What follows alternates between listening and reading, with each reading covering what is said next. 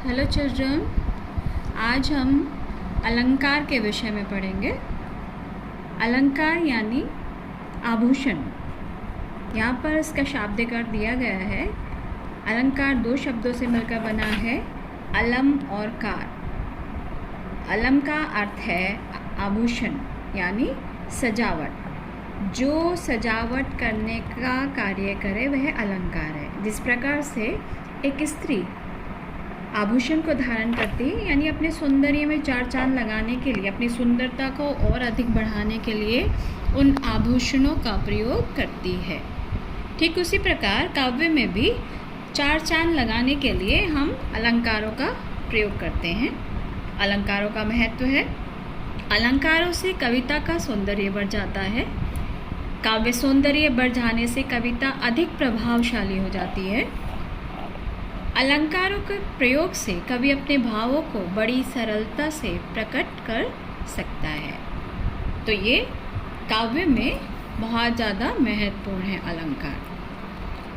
अब अलंकार दो प्रकार के होते हैं, शब्दालंकार और अर्थालंकार। यानी काव्य में चमत्कार शब्दगत अथवा अर्थगत यानी शब्दों से और अर्थ से हो सकता है, क्योंकि कविता में सुंदरता या तो किसी शब्द के कारण होगी या शब्दों से प्राप्त अर्थ में सुंदरता होगी। यानी कहने का तात्पर्य है कि कविता में सुंदरता शब्दों के माध्यम से भी हो सकती है और अर्थ के माध्यम से भी हो सकती है। तो इस प्रकार अलंकार के दो भेद हैं, शब्दालंकार और अर्थालंकार। अब हम शब्दालंकार करते हैं, जहाँ शब्दों के प्रयोग से सौंदर्य में वृद्धि होती है। सौंदर्य यानी उसमें और अधिक सुंदरता बढ़ जाती है और काव्य में चमत्कार आ जाता है, वहाँ शब्दालंकार होता है। जब कविता में किसी शब्द विशेष के कारण सुंदरता हो, वहाँ शब्दालंकार होता है। जैसे रहीमन पानी राखिए, बिन पानी सब सून, पानी गए ना उबरे, मोती मानुस चून। यानी यहाँ पर पानी शब्द है। पानी शब्द क्या है? जल का पर्याय है। अथवा नीर रख दिया जाए तो पानी के स्थान पर हम नीर रखें तो वो इतना उपयुक्त शब्द नहीं होगा जितना कि यहाँ पर रहीमन पानी राखिए, पानी शब्द आ रहा है। तो इसीलिए काव्य की सुंदरता शब्द के माध्यम से बनी है। ठीक है। अब जो शब्दालंकार हैं वो तीन प्रकार के हैं, अनुप्रास अलंकार, यमक अलंकार और श्लेष अलंकार। सबसे पहले अनुप्रास करते हैं। ये बहुत ही सरल है। जिस रचना में व्यंजन वर्णों की एक या दो से अधिक बार आवृत्ति हो, वहाँ अनुप्रास अलंकार होता है। अर्थात कहने का तात्पर्य है कि जिस भी काव्य पंक्ति में किसी भी वर्ण की आवृत्ति कहते हैं दोबारा, उसका बार बार आना यानी रिपीटेशन हो रहा है, तो वो अनुप्रास अलंकार होता है। जैसे उदाहरण के लिए, चारु चंद्र की चंचल किरणें खेल रही जलथल में। तो यहाँ पर जो शब्द है चारु, चंद्र और चंचल, तो तीनों में च वर्ण की आवृत्ति हुई, यानी च वर्ण बार बार आया, इसलिए यहाँ पर अनुप्रास अलंकार है। दूसरे एग्जाम्पल में, तरनी तनुजा तट तमाल तरवर छाए, तो यहाँ पर त वर्ण की आवृत्ति बार बार हो रही है, तो इसलिए यहाँ पर हमारा क्या है? अनुप्रास अलंकार है। ठीक है, क्लियर हो गया। अब दूसरा देखते हैं, यमक अलंकार। जब किसी शब्द की भिन्न भिन्न अर्थ में आवृत्ति हो, आवृत्ति यानी वही रिपीटेशन, तो वहाँ यमक अलंकार होता है। यानी कहने का तात्पर्य है कि एक काव्य पंक्ति में एक ही शब्द दो बार आ रहा है, लेकिन दोनों बार उसका अर्थ क्या होता है? अलग होता है, तो वहाँ यमक अलंकार होता है। जैसे काली घटा का घमंड घटा।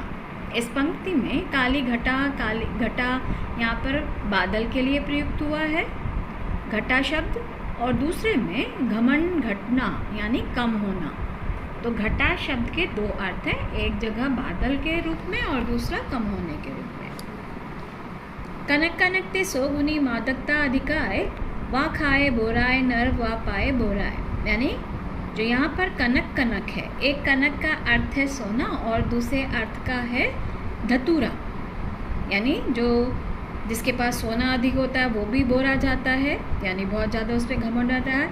लेकिन दूसरे शब्द का अर्थ है धतूरा, यानी जो धतूरा खाने से भी व्यक्ति क्या होता है, उन्मत्त हो जाता है, यानी उसके नशे में चूर चूर हो जाता है, उसको अपने ऊपर कंट्रोल नहीं रहता। तो यहाँ पर दो शब्द हैं, कनक और कनक। तो दोनों का अर्थ, एक का अर्थ है सोना और दूसरे का अर्थ है धतूरा। ठीक है, क्लियर हो गया आपको? यानी दो हमने पढ़े, अनुप्रास और यमक। एक में अनुप्रास अलंकार में आवृत्ति बार बार रिपीट होती है यानी शब्द की, और दूसरे में यमक अलंकार में एक काव्य पंक्ति में एक ही शब्द दो बार आए लेकिन उसका अर्थ अलग अलग होता है। ठीक है, अब शब्दालंकार का तीसरा जो भेद है श्लेष अलंकार है। जब कोई शब्द एक बार ही प्रयुक्त हुआ हो और उसके दो या दो से अधिक अर्थ हों तो श्लेष अलंकार होता है। ये जस्ट अपोजिट है आपके यमक अलंकार के। यहाँ पर कहने का तात्पर्य है कि जब कोई शब्द एक बार ही प्रयुक्त हुआ हो और उसके दो या दो से अधिक अर्थ होते हैं, वहाँ पर श्लेष अलंकार। उदाहरण के लिए, जो रहीम गति दीप की कुल कपूत गति सोए, बारे उजियारो करे बढ़े अंधेरा होए। यानी यहाँ पर रहीमदास जी कहते हैं कि जो दिया है, दिए की और पुत्र की गति एक समान है। दिया बारे मीन्स जलाने पर, और बच्चा जो होता है उसका बचपन।